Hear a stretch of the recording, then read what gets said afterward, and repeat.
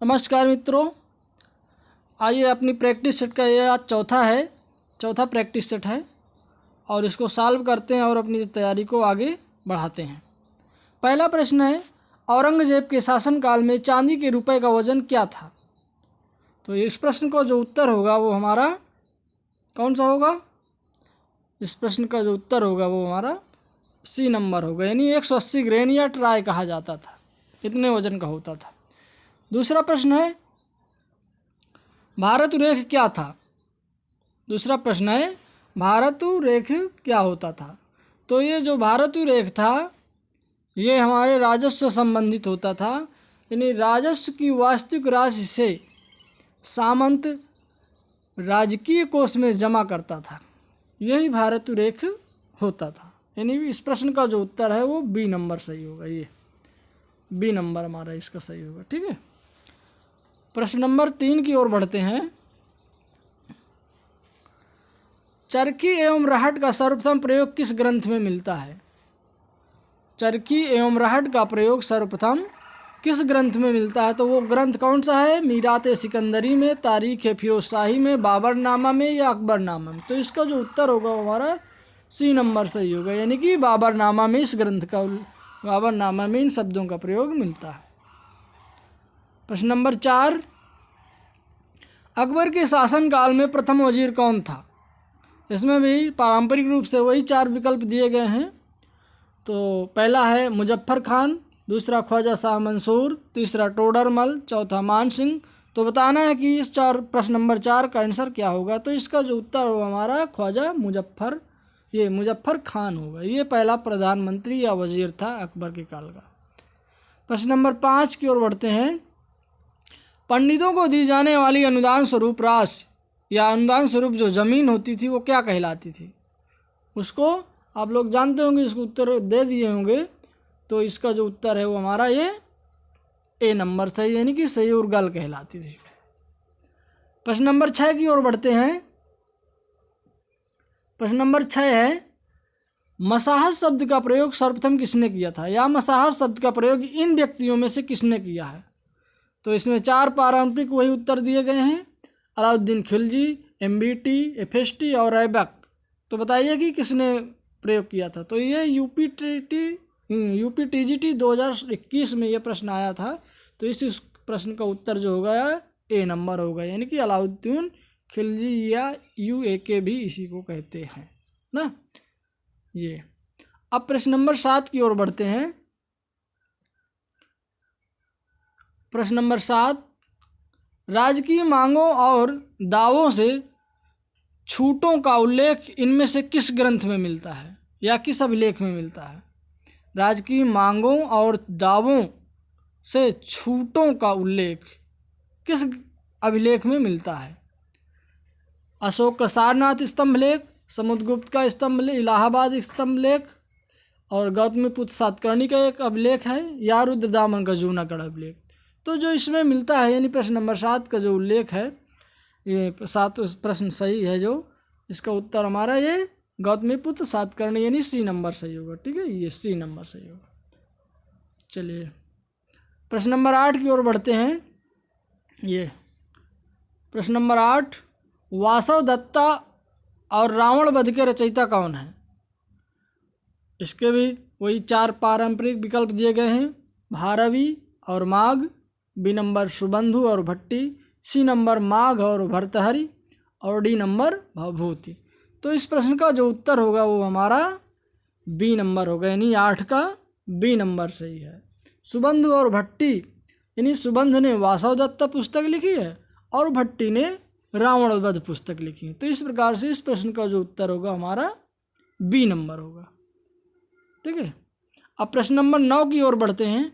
भारतवर्ष का प्रथम अभिलेख प्रमाण या अभिलेखीय प्रमाण क्या है? यानी भारतवर्ष शब्द का प्रयोग सबसे पहले किस अभिलेख में मिलता है? धनदेव का अयोध्या अभिलेख में, हेलियोडोरस के बेशनगर अभिलेख में, या रुद्रदामन का जूनागढ़ अभिलेख में, या खारवेल की हाथी गुम्फा अभिलेख में? तो इस प्रश्न का उत्तर आप लोग बताइए। प्रश्न नंबर 9 का उत्तर जो होगा वो डी होगा, ये खारवेल की हाथी गुम्फा अभिलेख में मिलता है। ठीक है, अब प्रश्न नंबर 10 की ओर बढ़ते हैं। सातवाहन काल में, प्रश्न नंबर 10, सातवाहन काल में अक्षय निधि पर ब्याज कितना मिलता था या ब्याज दर कितनी होती थी? 6 से 9%, 9 से 12%, 12 से 16% या 15 से 18%? जो इस प्रश्न का उत्तर होगा वो हमारा 9 से 12%, यानी प्रश्न नंबर 10 का बी सही होगा। ये सही है।